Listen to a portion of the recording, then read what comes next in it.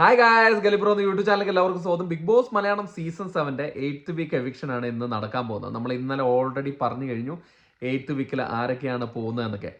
അപ്പം അതിൽ അഭിലാഷ് നമ്മൾ എക്സ്പെക്ട് ചെയ്ത കാര്യമാണ്. കാരണം നമ്മുടെ അൺഒഫീഷ്യൽ വോട്ടിംഗ് സ്റ്റാറ്റസുകളിലെല്ലാം അഭിലാഷിന് ഏറ്റവും വോട്ട് കുറവാണ് ഉണ്ടായിരുന്നത്. അതുകൊണ്ട് നമ്മൾ എക്സ്പെക്ട് ചെയ്തതാണ്. പക്ഷേ ജിഷിൻ്റെ കാര്യം എല്ലാവരും ചോദിക്കുന്നത്, എന്തുകൊണ്ടാണ് ജിഷിൻ പോയത്? നിങ്ങളുടെ വോട്ടിംഗ് റിസൾട്ട് ഫേക്ക് അല്ലേ? നിങ്ങളുടെ വോട്ടിംഗ് റിസൾട്ടിൽ 7ാമത്തെ പൊസിഷൻ ആണല്ലോ, എന്നിട്ട് എങ്ങനെ ജിഷിൻ പോയി എന്ന് ഉള്ള ചോദ്യം വരുന്നുണ്ട്.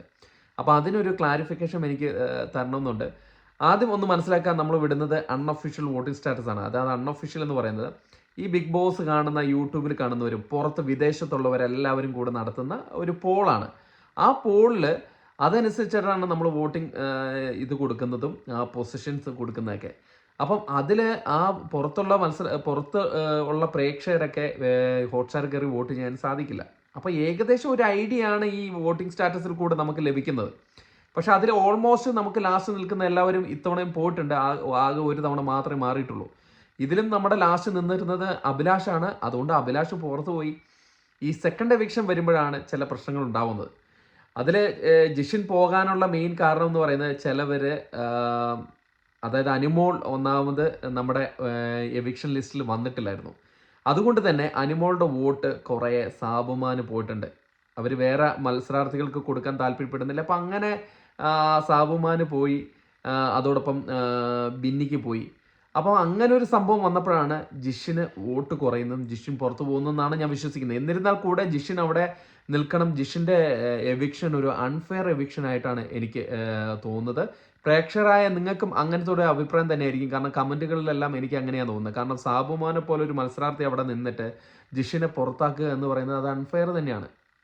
ഈ സീസണിൽ കുറേ 2 തവണ അൺഫെയർ സംഭവിച്ചിട്ടുണ്ട്. അപ്പാനി പുറത്തു പോയത് ഒരു അൺഫെയർ എവിക്ഷൻ ആയിരുന്നു. അതേപോലെ തന്നെയാണ് അഭിലാഷിനെയും ഒരു അൺഫെയർ എവിക്ഷൻ ആയിട്ടാണ് എനിക്ക് തോന്നുന്നത്. എന്തായാലും ഇന്നത്തെ എപ്പിസോഡിൽ എവിക്ഷനാണ് കാണിക്കാൻ പോകുന്നത്. നമ്മൾ പ്രൊമോയിൽ കണ്ടു, അൺഎക്സ്പെക്റ്റഡ് ആയിട്ടുള്ള ഒരാളായിരിക്കും പോവുക എന്നൊക്കെ പറഞ്ഞിട്ട് ലാലേട്ടൻ്റെ ഒരു പ്രൊമോ വന്നിട്ടുണ്ടായിരുന്നു.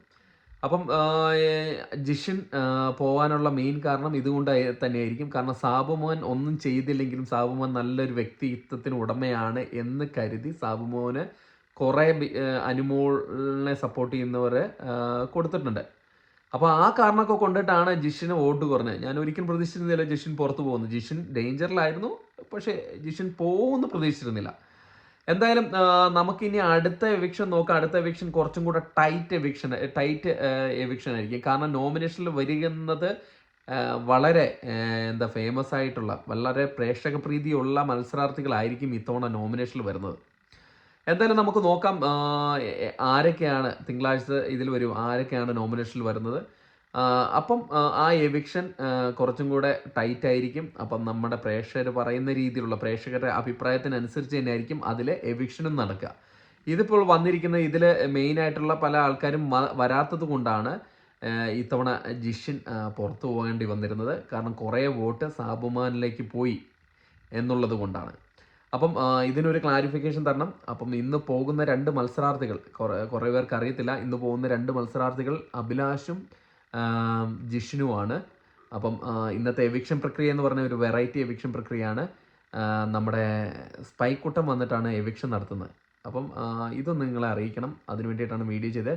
ആരെങ്കിലും നമ്മുടെ ചാനൽ സബ്സ്ക്രൈബ് ചെയ്യുന്നില്ലെങ്കിൽ ദയവ് ചെയ്ത് ചാനൽ സബ്സ്ക്രൈബ് ചെയ്ത് കാണാം. നമ്മുടെ എല്ലാ ബിഗ് ബോസ് അപ്ഡേറ്റുകളും നമ്മുടെ ചാനലിൽ കൂടെയാണ് ഫസ്റ്റ് വരുന്നത്. അത് ഇനിയും അങ്ങനെ തന്നെ ഉണ്ടാവും. അതിനുവേണ്ടി നമ്മുടെ ചാനൽ സന്ദർശിക്കുക. കൂടുതൽ വീഡിയോകളുമായിട്ട് അടുത്തൊരു വീഡിയോ കാണാം. Thank you.